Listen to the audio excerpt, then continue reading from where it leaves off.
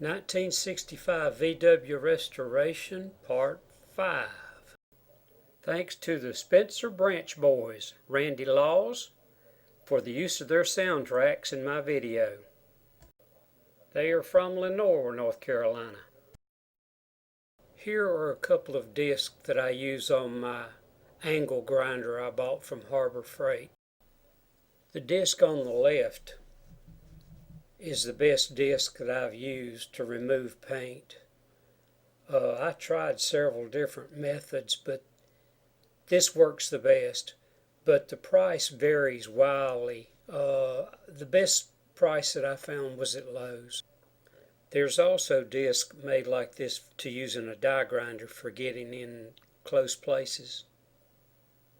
The flap disc on the right, they come in different grits and they're used for other sanding. After I remove paint using the disc on the left, then I use my sandblaster to do the final paint removal. There will be places that you cannot reach with anything but a sandblaster. If you're not taking your car all the way to bare metal, you could use a sander like a jitterbug with 80 grit paper to start with.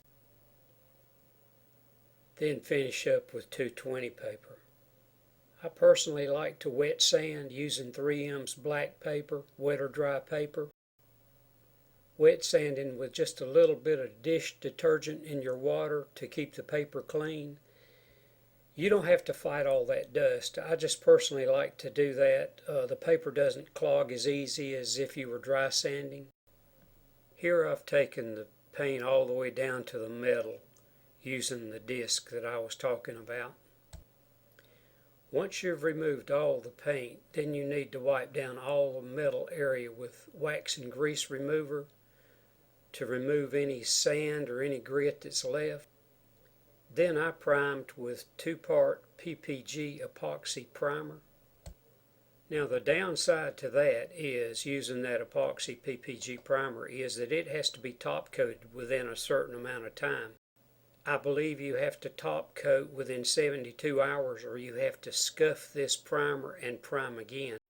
Now since I'm only working part-time on this every day, I didn't want to be under any kind of time restraint. So after I primed with the PPG 2-part epoxy primer, I went over that with what they call slick sand primer. And that primer is a very heavy-bodied primer. And the slick sand is great for filling all kinds of defects, but it takes a large primer paint nozzle to shoot this. It's very thick. But not only will slick sand primer fill all the defects, and it's expensive too, but it works so well. There's no time constraints on that. You don't have to top coat it.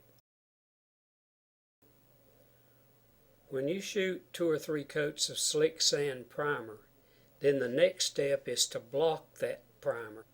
Now there's plenty of videos about blocking primer and blocking paint on Eastwood, so I'm not going to go too much into depth on that. But you use a block in a crisscross X pattern to work around curves. If you use that X pattern, then you can take a small wooden block, say 2 inches by 6 inches, roughly. Block depends on the area you're doing. You have to block sand to get a panel perfectly straight. You really need to guide coat your primer, and what that is, you shoot a very light coat of darker primer over your light primer. Then when you block sand, any high areas or low areas will plainly show. SEM makes a guide coat primer that comes in an aerosol can, and I would recommend using that. Once you know where the high areas are and the low areas you can fill with a little bit more body filler. The high areas can be slapped down with a slapping spoon, which I'll show later in this video. Slapping spoons work really well for slapping down high areas. You would be surprised just how easy that metal can be moved with a slapping spoon. Body hammers and dollies are really not all that hard to use, but you need to practice on some old fenders or some old sheet metal, and you'll get the hang of that fairly quickly. After you have your primer completely wet sanded to where you're ready to apply your sealer coat, and a primer sealer coat is always used underneath your final coat and over old painted areas to make sure there's no conflict between what you have used before and the paint you're going to apply. Your primer sealer coat is really not meant to be sanded again. You shoot that right before you shoot your final coats. Although it can be sanded, but you have to go back and repair that area with primer sealer again. Defects will show up in your paint under fluorescent lights. Better after a coat of paint has been applied. You'll see defects in your first coat of paint if your body work isn't flawless. You'll see the defects after your first coat of paint very clearly. But don't panic, because you can use that first coat as a color sand coat. By that I mean let that first coat dry and then wet sand it with 400 paper until you've block sanded that color coat perfectly. I sprayed 2 coats of acrylic enamel and then color sanded it before I shot 2 more final coats. But if you want a perfect car, you're going to have to guide coat, and you're also going to have to block sand. There's no 2 ways around that. You can just use a back and forth motion with your block on flat panels, but on rounded panels you're going to have to use the X motion. Now most of these photos that you're seeing are just body work in different stages, body work showing some more body filler over primer and working that down, so there's no need to go into detail on this. Probably what I'll do is just play a little music here until we get to another part of this video.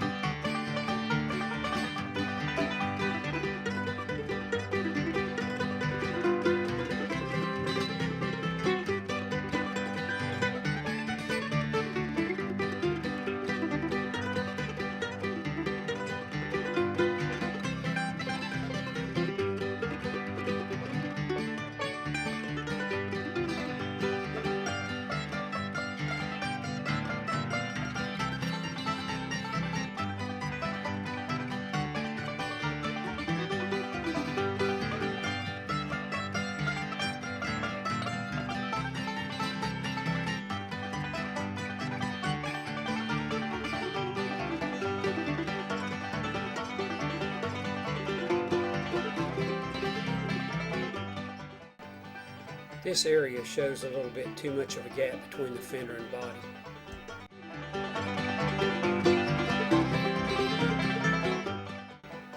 Special attention to the corner of this fender to make it come up even with the rear apron.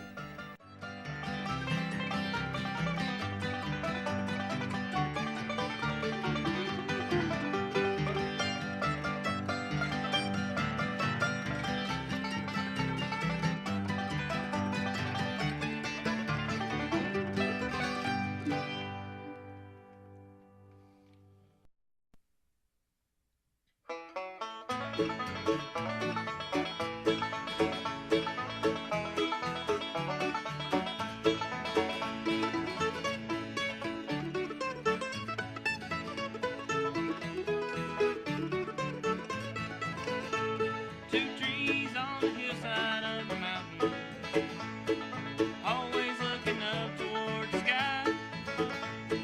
Reminds me of my papa and my mama, who lived there 80 years before they died. Now a bright moon is shining in the valley. That old wagon leans against back of hay. Two graves on the hillside by a cabin. My mom and dad are resting there today.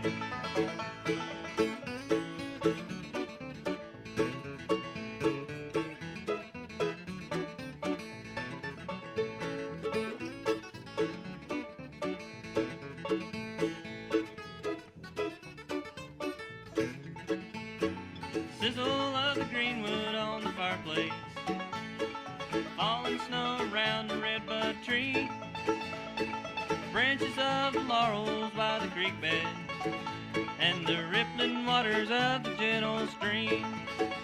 Now a bright moon is shining in the valley. That old wagon leans against a stack of hay. Two graves on the hillside by a cabin. My mom and dad are resting there today.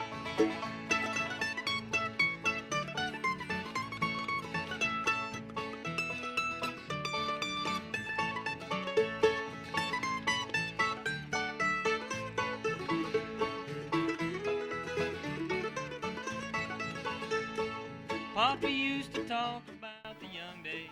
And showing some views of the upholstery kit I bought from TMI that included the three-piece headliner. That he and Mama shared together there. Now a bright moon is shining in the valley. That old wagon leans against a stack of hay. Two graves on the hillside by a cabin. My mom and dad are resting there today.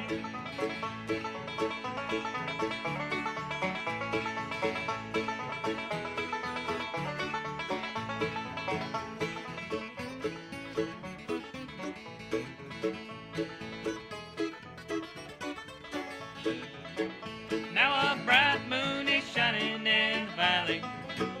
That old wagon leans against a stack of hay. Two graves on the hillside by a cabin. My mom and dad are resting there today. My mom and dad are resting there today. The side window glass, the door glass, and the vent glass were scratched really bad, so bad I didn't want to use it.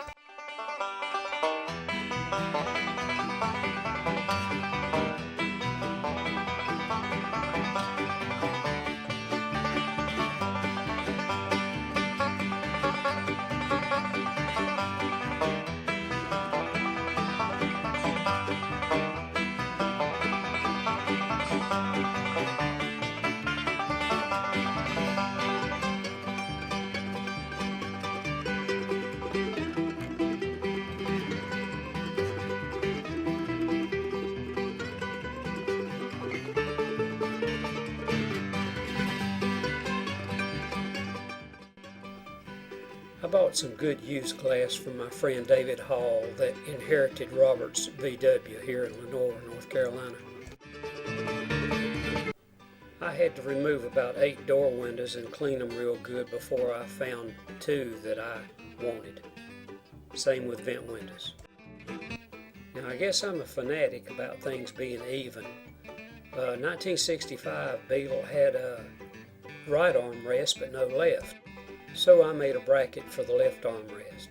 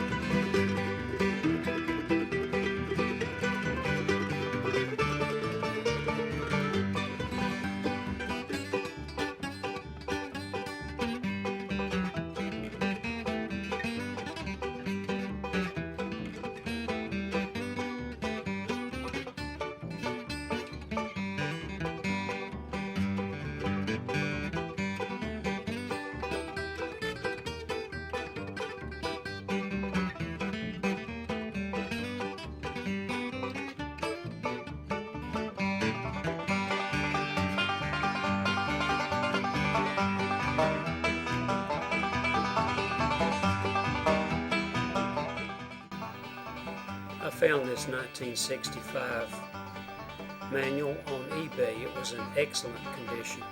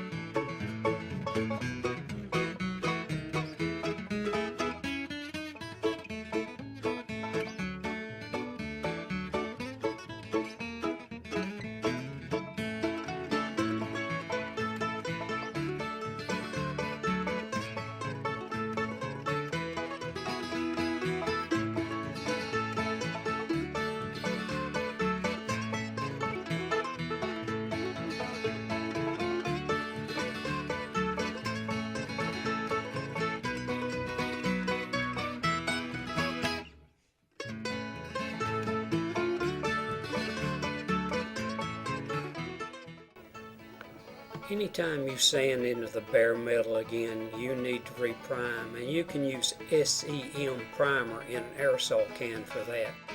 The SEM aerosol primer is compatible with all paints and primers.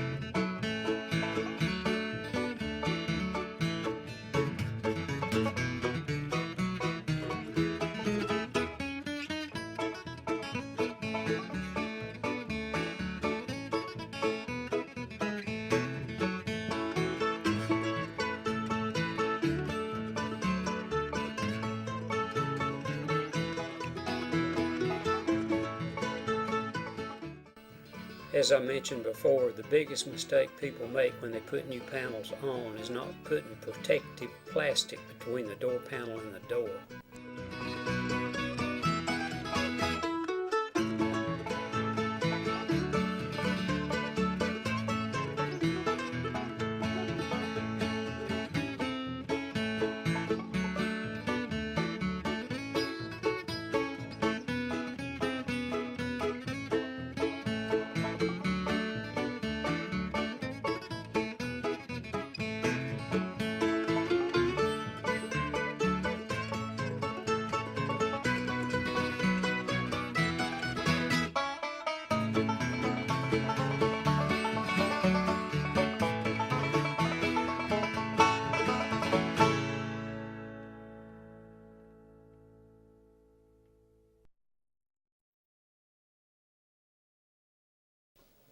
There will be more about the tools and techniques I used in this body work. Like I say, I'm not a professional body man, but I'm able to do some fairly good work, evidently, to win a first place award. I know that people that do paint and body work find this boring, but like I say, I try to explain it in such a way that if you've never done it before, you'll have some idea of where to start. There are so many paint and bodywork videos on YouTube. Thanks for watching my videos.